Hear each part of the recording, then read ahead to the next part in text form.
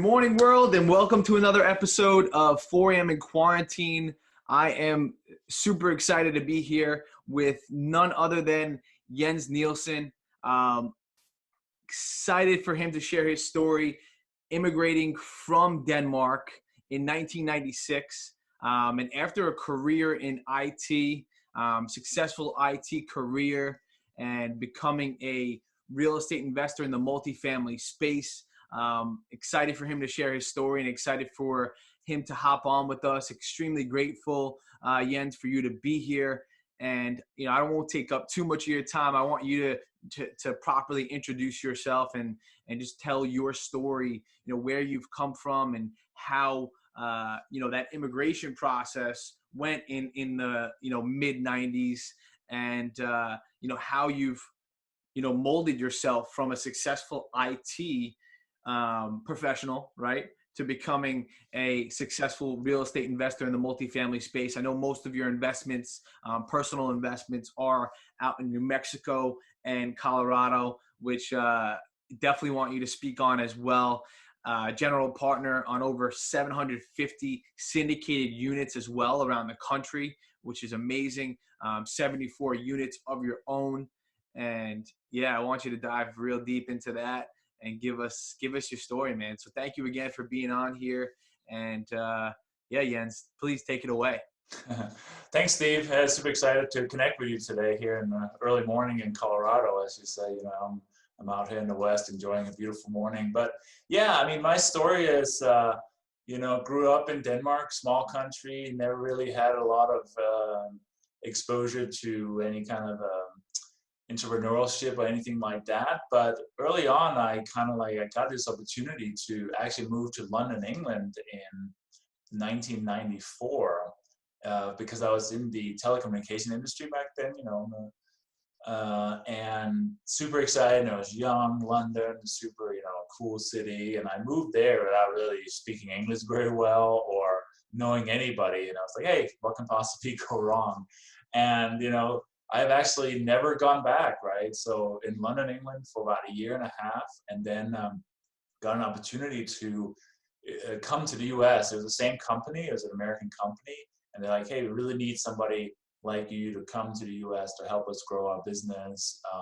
Because back then telecommunications was just booming like crazy, if you remember those days, the internet was just kind of getting started and everything. So there was just so much going on in telecommunication, and got moved over here 1996. The process of the immigration was a little time consuming, first through a visa, through my job, got the visa and worked on that, and then eventually they actually sponsored my green card back then. So that was, I think things have changed now, but they ended up sponsoring that, so that was pretty awesome to get that through.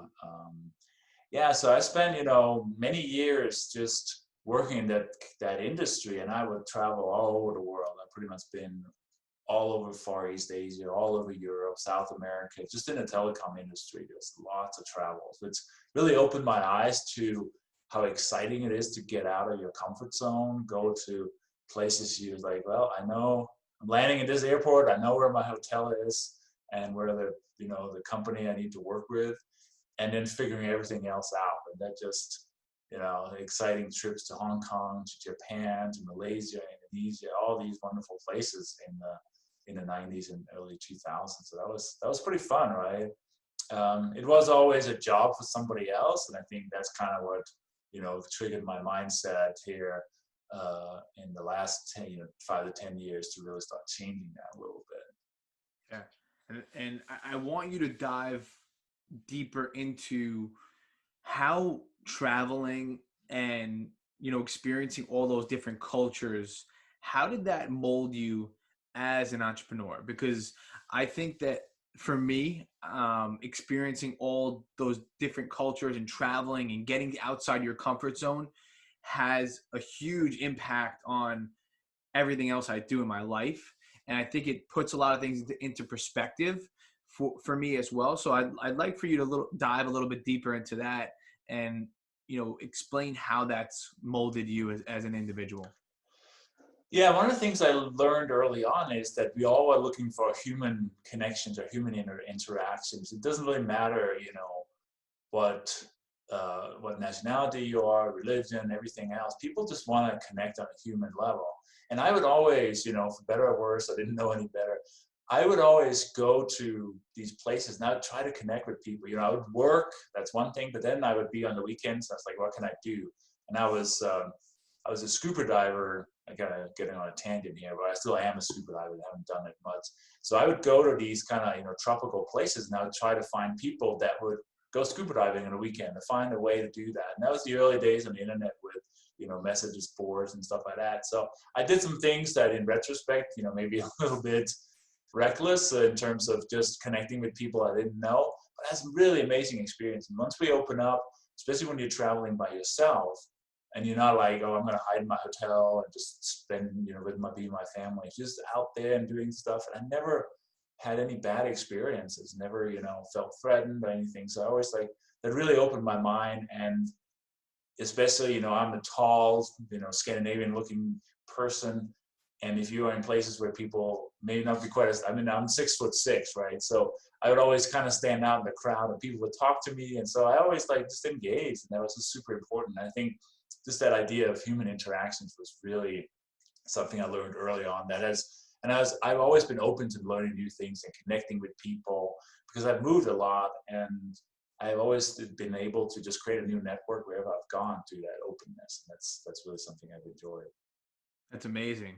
Yeah, and that's, and it's very similar in business, right? Because I think, that human connection and relationships will never die. It doesn't matter where we are in terms of how advanced technology is. You'll always come back to that human interaction. I was just having a conversation with my buddy last night about it, and it's just that human connection and that and those relationships in which you build in your personal life and in business are literally going to be the lifeblood, right, to your success in life and in business. And like I said before, the technology, can be as advanced as it wants, but people are still going to always want for that human connection and that, emotional attachment, right? And I think that's a huge portion of real estate, right? Because real estate is a people business. Yeah. And, without understanding how to build those relationships, whether it's a partnership or it's a seller in which you're working with, a buyer in which you're trying to have purchased your property, whatever it might be, there's always some sort of human interaction. It's very rare that you're just kind of messaging someone or virtually having a meeting, although today it's a little different, and then them purchasing your property, right? You're always going to somehow come in contact with people during every single transaction. Yeah.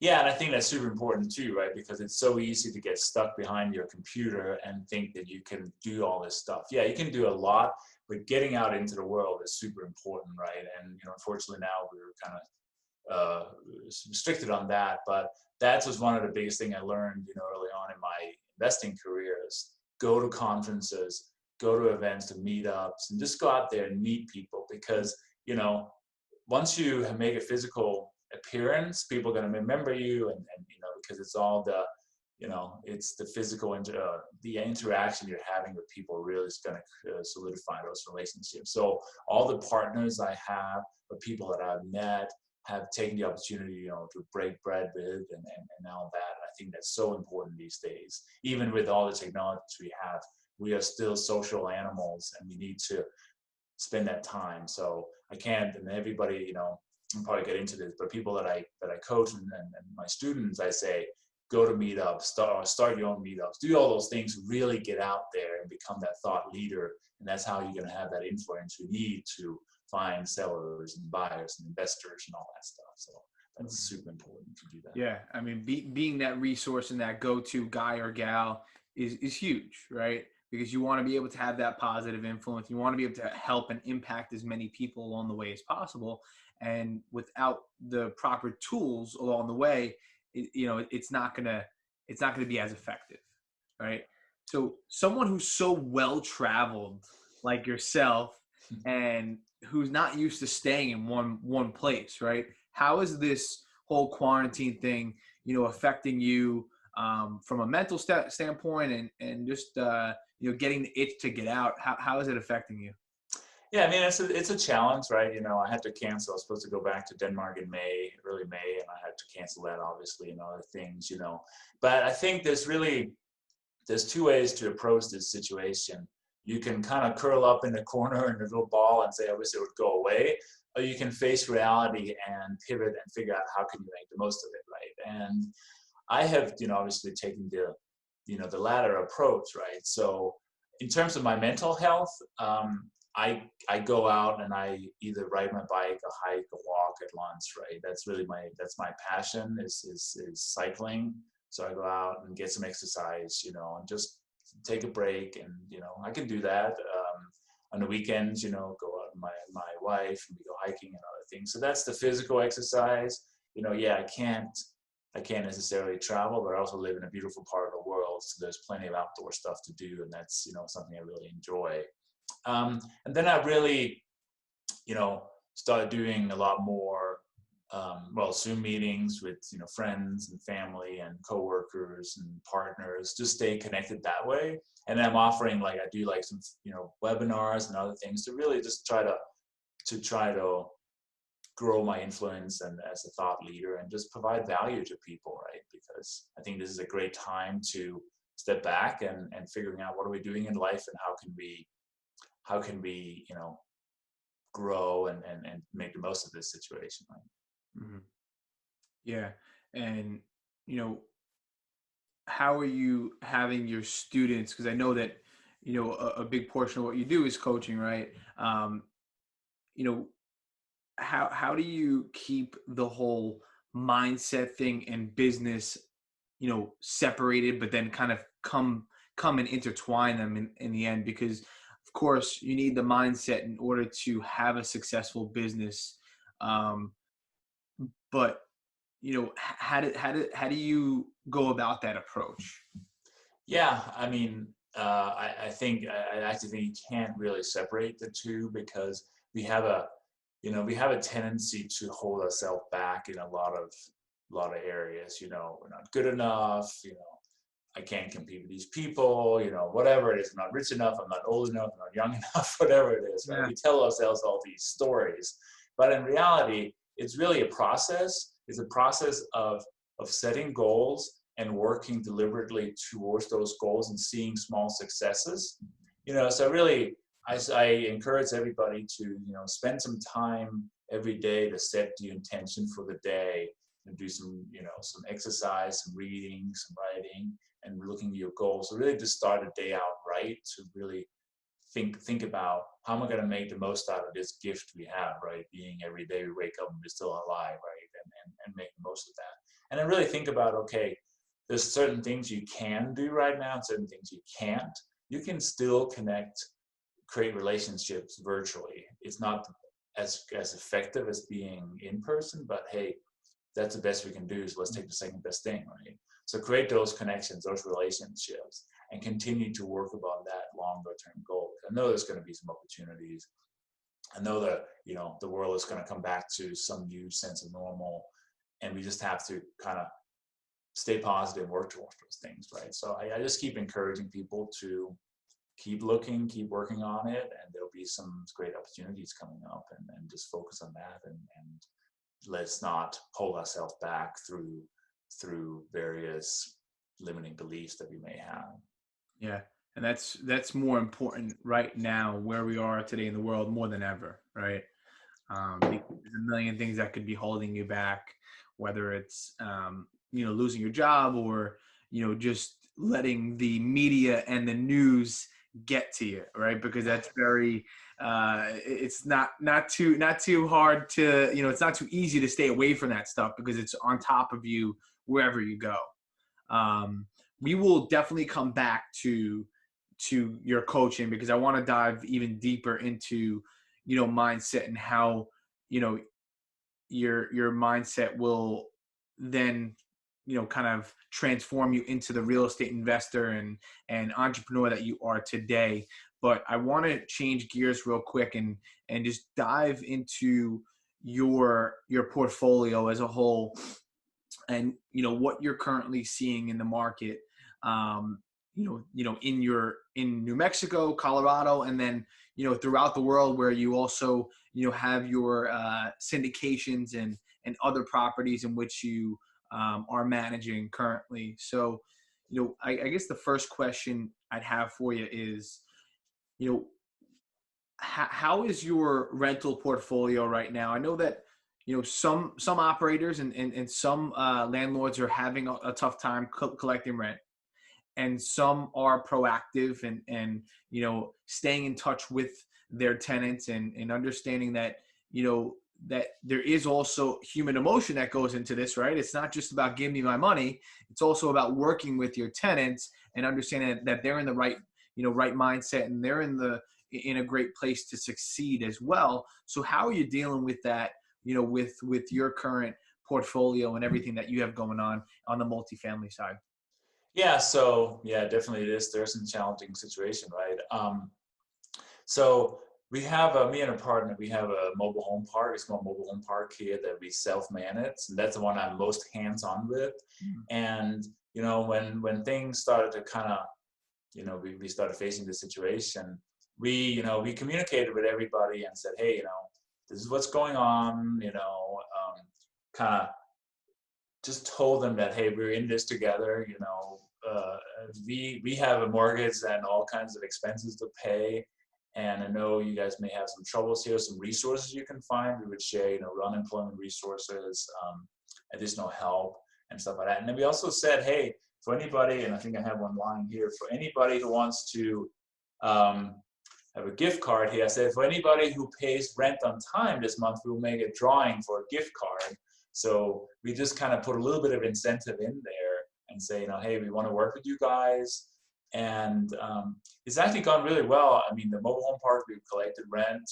Just one or two people are a little bit late, but everybody is paid, and both in April and in May, so that's good.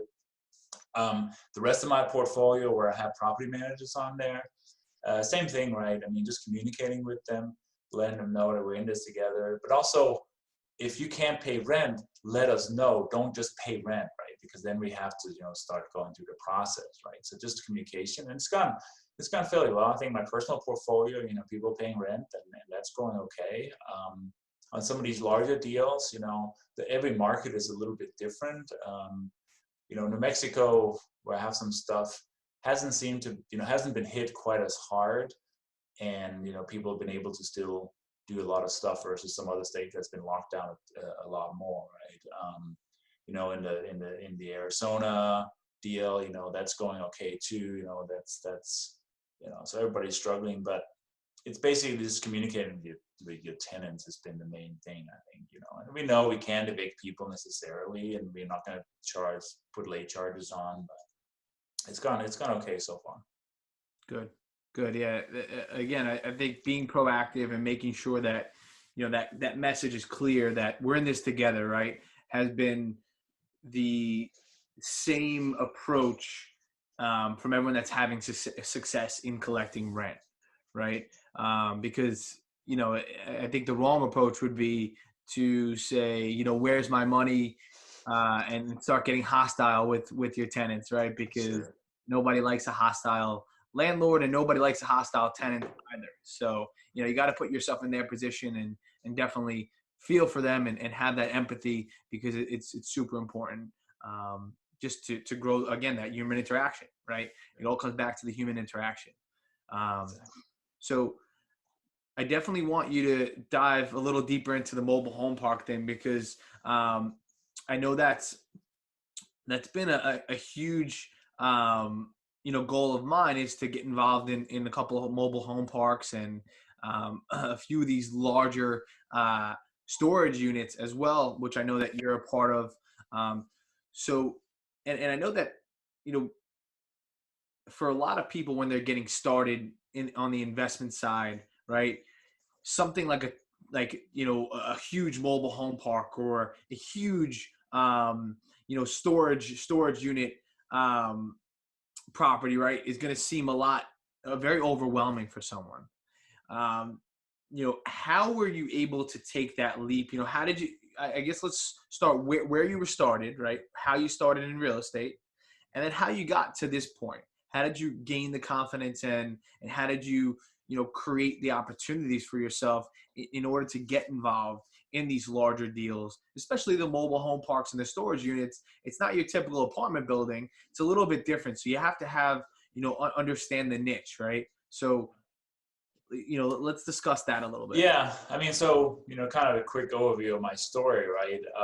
Started, a little over about 4 years ago, just by buying some smaller properties, a couple of fourplexes, four families down in New Mexico. Hey, I wanted to create some financial freedom. I wanted to, find a way to get out of my job. And I was like, well, I have some capital. I can go and buy those and just see how it goes, right? And quickly grew from those two fourplexes to an 11 unit, and then to a 38 unit and a 16. So we quite quickly kind of just start buying. Some of them we bought, just me and my wife. Some we got some partners in there, but I quickly said, hey, and I have a tendency, once I start something, I don't just dabble in it. I'm full on, right? Yeah. So we just, and then really started, connecting with investors and things like that. So we bought that, that portfolio, grew up to some 85 some units at some point. I ended up selling some of those earlier deals because they didn't really fit my portfolio anymore. Sold those off. But then, then there's mobile home park. That was actually a partner, somebody I knew in the local community, and said, hey, this park has come up for sale. Do you want to partner with me? And I was like, yeah, because I knew some other people had mobile home parks. It's a smaller park, so it wasn't like so, overwhelming per se. And it's actually, from a cash on cash return, it's my best performing asset because it's returning like 25 or 30% on cash, right? Wow. So it's doing really well. How did I gain a confidence to that? I mean, basically through education, right? I mean, I would start listening to podcasts like your own. I would read books. I would go to conferences. I would, enroll in a coaching program. Just really starting to learn the business, right? And then taking action. I think too many people, they may spend a ton of money on seminars and courses and everything else and never take any action. And I was like, well, if I'm going to spend this money, I need to take action too, or find something else to do, right? So that's really what brought the confidence there, and I know how to analyze the property, so I could kind of see and then partnering with people too. I got a great partner in Albuquerque who has helped me a lot there, and doing that stuff, and then I also invested passively in mobile home parks and in storage units. I just wanted to see how it was operated without having to operate it myself. So that gave me some idea of how these deals are running. So that was kind of like, a quick overview of how I approached everything. And I continue to do that and continue to build those relationships and finding people that are doing bigger things, and how can I add value to those partnerships. So let's rewind, because I know you said, spending all this money and getting into these, educational courses and, spending money on this material, right? And then not taking action, which is probably what I'd say 80% of the people who spend on these courses and everything like that, I'd say 80% of the people just don't take action, right? So being one of the 20%, right, the 20 percentile that does take action, how did you approach that? And, someone who's brand new that is looking, maybe has a couple dollars, right, that wants to invest in education and personal development, how did you approach taking that first step and taking that action? Because I know a lot of people get, you learn, you understand, and then, you get cold feet. So how did you warm your feet up and dive into that? Yeah, I just, when I decided that this is the path, I think the first thing is decision, right? This is what I want to do. Not, yeah, it'd be nice to know. You either do it or you don't. There is no try. Yeah. That's the thing. Right? There's no, just do it. And I just connected with somebody I know in the community who has investors. So I started with him. I said, hey, how do I do this? And he just said, hey, Jens, it's pretty straightforward. You just look at the numbers. You look at the income, the expenses, and you figure out if it makes sense. Yeah. If it makes sense, you move forward. Yep. And I'm like, oh, that's good. And he also made, an introduction to me to this broker in Albuquerque, and I asked him, well, I asked him to step back. I asked him a very powerful question is, who do you know that I should know? So basically, people then are like, oh, well, how can I make a connection? I love connecting people. So, this is, I kind of started there. So I just started buying. I bought something, right? I was like, oh, I'm not exactly sure what I'm doing here. So that's why I decided to go into to get some courses and do that, right? But again, it's education is just entertainment if you don't do anything with it. So really, that part of it is that having that accountability with somebody, you can tell your buddy, can you be my accountability partner? You can hire somebody to really work with you, but just having some accountability, because if I just write stuff, here's my to-do list. If I just write this stuff on my list, I may or may not feel a lot of pressure to do it. But if I tell somebody I'm going to do something by a certain date, it's embarrassing to me if I don't do that, right? So I think really that accountability at least helps me a lot having that. Yeah, totally. And I think that your word is ultimately your bond, right? You say you're going to do something, you better follow through with it, right? Especially in business. And I think, keeping promises to yourself as well is just as important, if not more important, than keeping promises to others. Because I think once you're able to keep a promise to yourself, then keeping promises to others is simple. So, making sure, it all comes back to, mindset and personal development and making sure that, you are, you get yourself right before, you start helping others and you start, diving deeper into the business aspect or, whatever your goal or your one thing is, right? And for you, that one thing is real estate. Yep. Absolutely. So, I know you have a massive passion, and we've already kind of scratched the surface on it for coaching, new investors and guys who are looking to get started in the multifamily world and just get their mind right in order to take that first step and that leap of faith. So I definitely want to have you discuss that a little bit more, how that process actually works for you to, enable them to succeed, through strategy and, accountability, like you mentioned, and of course, personal growth. So how does that process work for someone who's never bought a piece of real estate, doesn't necessarily have much capital, and is just eager to learn? Yeah. Yeah. And I think the first thing is like, what is your amazing life that you have if you change your trajectory right now? I knew what path my life was on, and I was like, okay, it's comfortable. I'm not gonna, I'm not gonna starve. I can, do okay. But also, I was not living my passion. I was not living up to my full potential. And I think a lot of people get stuck in some sort of comfort zone, and they don't have we have fear. We all have fear, and we don't know how to get out of that, right? So, real estate is an amazing vehicle to generate passive income, to generate, wealth. It takes time because it doesn't grow very quickly, but it can create a tremendous amount of wealth over time. And I'm really seeing that snowball building right now. So basically, I work with people that I like to work with newer investors that are either just getting started or have a little bit of portfolio but kind of got stuck, right? But I really just want to look at what are you trying to achieve. Don't just think about real estate for the money only, because then you're going to get stumped and you're going to lose momentum and things don't go quite as you will. So you really have to dig into what I call, I didn't come up with it, but your why. What is your strong why behind everything you're trying to do? Is it, time with your family? Is it giving back to your community? Is it, something else that really drives you? And if you can connect that why with an external thing to generate that income, you have a much better chance of success, right? I see people that are really, really passionate about doing this because they're stuck in a job they don't like. They're not seeing their family enough, so they're willing to really push. versus people that are like, oh, I got a comfortable job. It'd be nice to invest in real estate. And I've seen them not being successful because they didn't have the drive. So I work with people and I try to establish we establish goals together, figure out what do you want to try to achieve, and how do you get there. And you mentioned if you don't have a lot of capital, you have to then go out and figure out a way. How can I find that capital? How can I, find joint venture partners or investors?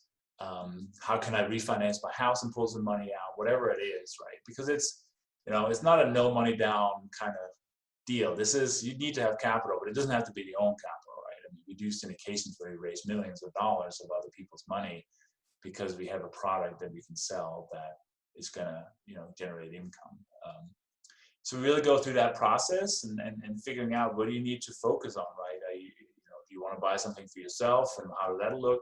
Are you going to try to create buy something bigger, syndicated, whatever it is, and really start, creating your brand, your investor network, your broker network, all those things, right? To really to connect everybody. So it's a process, and there's a lot around figuring out what your goals are and how you can achieve them, and then me holding you accountable to taking the right action. Mm-hmm. Yeah. And, again, it all comes back to, mindset, right? So it's about building that mindset and understanding that, this is what you want to do, and digging even deeper into that, understanding why you want to do it. It's not just about, I want to make $1 million passively a year, but why, right? And I think it's always, the quality of your questions is always going to determine the quality of the answer.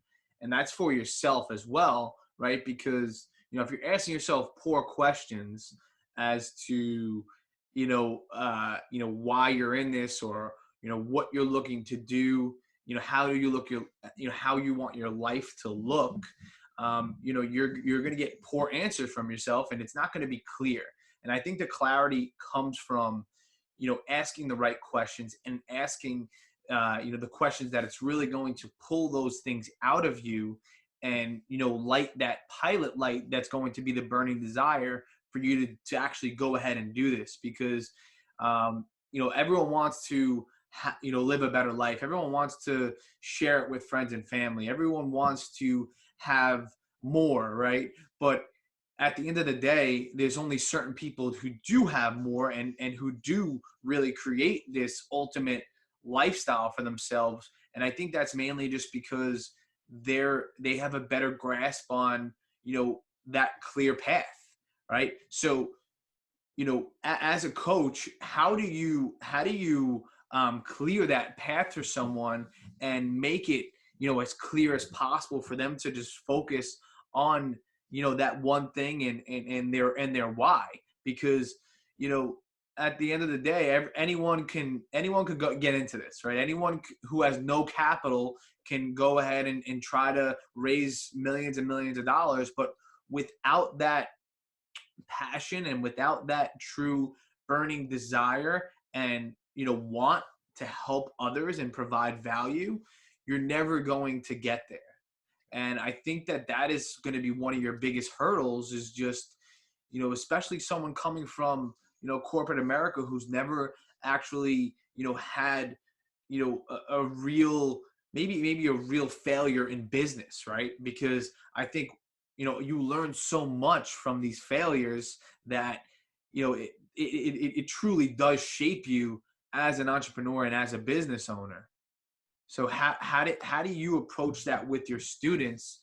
Because, I know we dove, a little surface level, but just get a little deeper for me, because, it's not easy, right? At the end of the day. And coming from, having no business background or no entrepreneurial background, I'm the same way, growing up in a household that's, 9 to 5, right? 9 to 5 driven, go to school, get good grades, come out, get a great job, and you'll live a great life, right? You'll live a comfortable life. But, getting beyond that is really what the goal is, and what we're talking about is, you don't want to just scratch the surface. We want to dig deeper. We want to live a life of purpose. Yeah.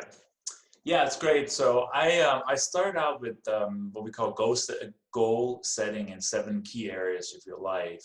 So it's financial, it's business, it's health and wellness, it's relationships, it's giving back, and it's kind of philanthropy and things like that, right? So we really dig into that first. So I have my students kind of complete some goals in those areas so they get clarity around what is it they want to do. Because I want to make $1 million. Like, okay, well then what is $1 million going to give you? Nothing, right? Yeah, maybe a little bit of freedom and something, and we have a tendency to focus on more, right? Instead of like, okay, what's enough. So if you can kind of connect to those areas and say, okay, if it's really, really important to you to spend a lot of time with your family, and maybe you have some sort of charity or something you want to give to as well. If those are burning desires of you, and thanks for bringing up the Napoleon Hill kind of reference there. I think that's where that came from.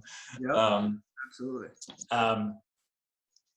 You can then see, okay, how can you create a lifestyle that can allow you to do those things, right? Because we are so programmed to, it's a 9 to 5, and that's what you do, even though you may only be productive 3 hours a day, right? It's a 9 to 5, and then whatever else is left, that's your life, right? So we really dig into those areas of goal setting there, and see, okay, so why is this important to you? Again, going back to that. And then we try to design something, okay, if your goal is you're in the 9 to 5 right now, you want to leave in 5 years or whatever it is, right? I'm not telling anybody you can do it in 6 months, because that's just, it does take time, right? We just say, okay, we kind of work our way backwards and said, okay, if you need to make 10 grand a month, how many units do you need to have?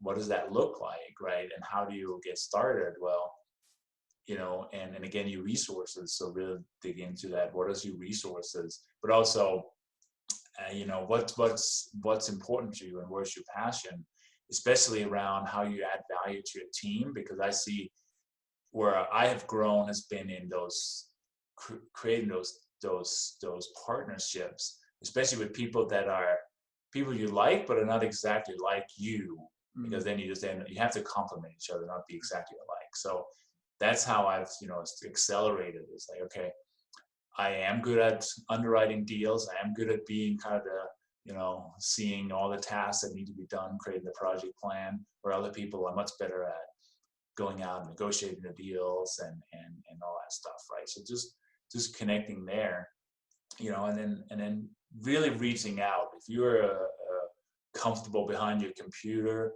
that's good, but you need to go out there and create those relationships, build those connections and everything else, and add value to some. Find a way to add value. It may not be. I always heard that early on. I was like, I don't really know what that means.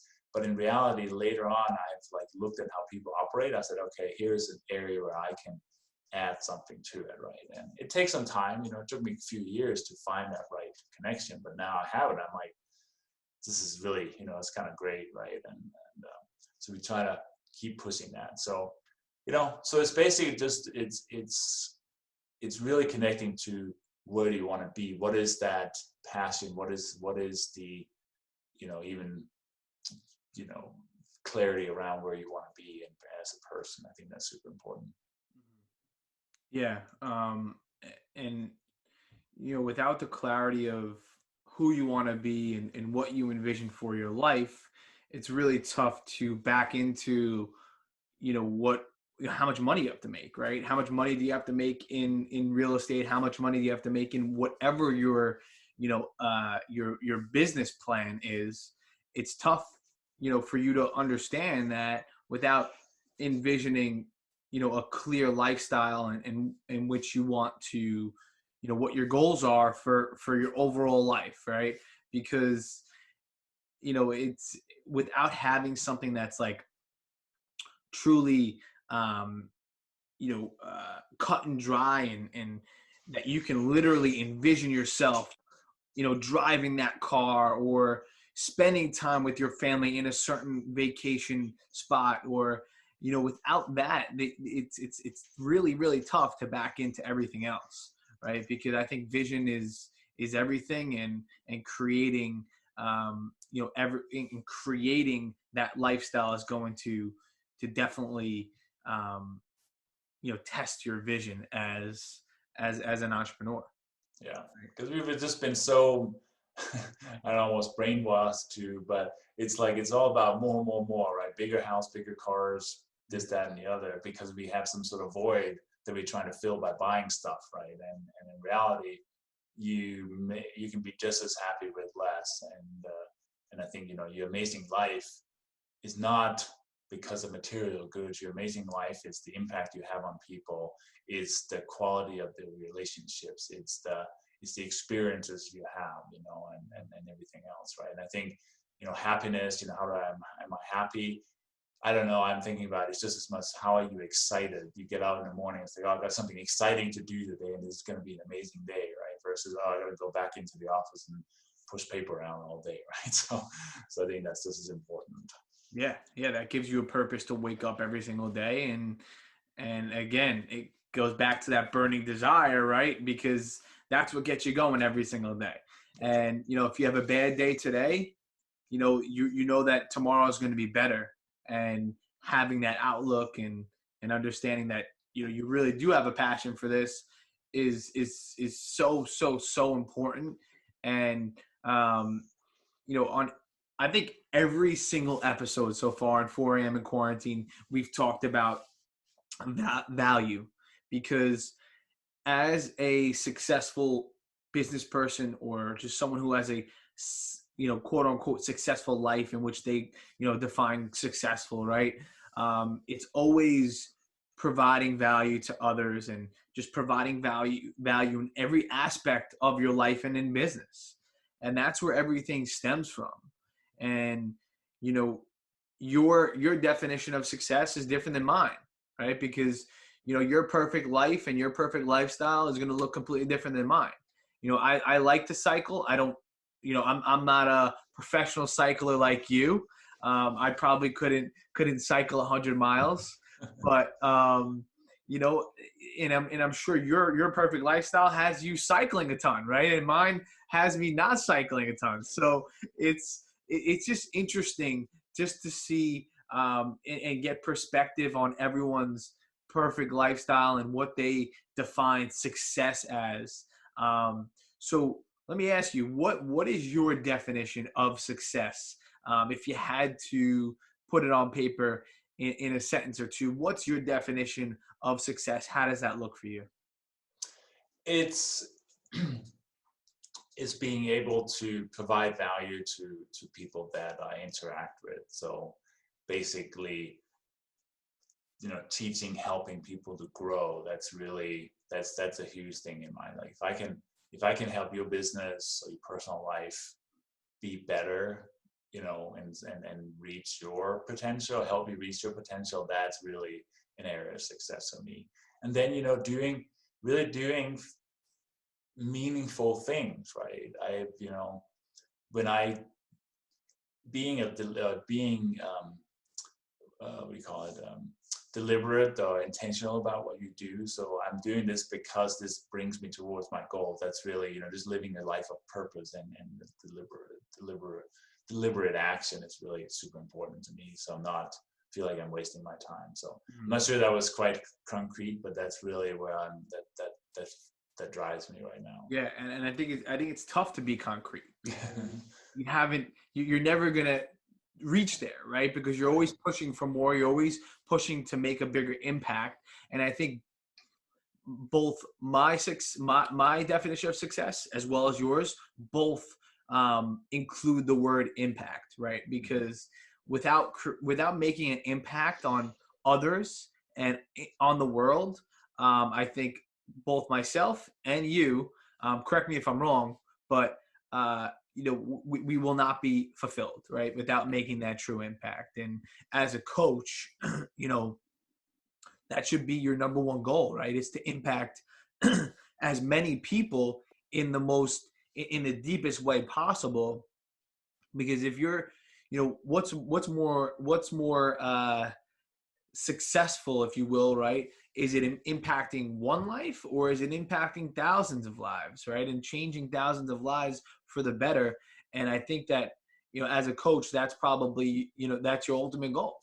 And that's Yeah. for you. That's what success looks like, is just creating, those successful relationships.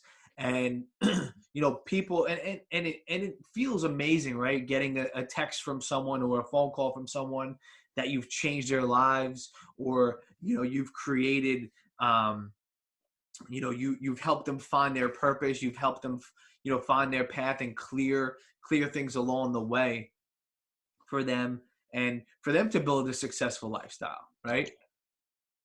Yeah, just impacting one person that's almost enough, right? Yeah. Because then your life is bigger than yourself, right? And I think that's super important. So Yeah, it's one life at a time, man. And right. and that's the same way with, just hacking at your goals, is breaking things down, right? And taking one step, and putting one foot in front of the other, taking steps forward. And that goes back to just, taking that action, and not just going, paying for the course and not taking the action. Right. Everything starts with that first step. And I truly, I love what you're doing, and love how you're taking these steps to impact as many lives as you possibly can. How can people find you? And what's the best way for someone looking to get started in real estate to connect with you, and potentially book a call, a free call with you, a strategy session? How does that look? Yeah, so thanks for asking. Yeah, so my email is Jens, Jens, at opendoors with an S capital.com. So Jens at opendoorscapital.com. And yes, they can, a free strategy session, talking about investing or coaching or whatever, just like whatever you want to learn something from me. I've had like literally hundreds of calls over the last year. So they can go to opendoorscapital.com/call. And there's a link to sign up on my calendar there. I do 20-minute calls, and I'd love to talk to anybody out there. So opendoorscapital.com/call. I love it, man. And I definitely want to, discuss some more opportunities with you as well, because I think we have a very similar mindset, and and approach to investing. And again, love what you're doing. Appreciate you hopping on, and providing a ton of value today, because we can be anywhere in the world right now, but we chose to be on this platform for us to share what we've experienced so far, and hopefully impact a couple of lives along the way. And again, I just want to thank you for hopping on. It's been a pleasure. It always is a pleasure speaking with you, and talking real estate with you. So thank you. Thanks, Steve. It was a lot of fun, and good luck with everything. Thank you so much. I appreciate it, Jens, and we will absolutely speak soon. All right, man? Sounds good. Okay. Thanks. Bye.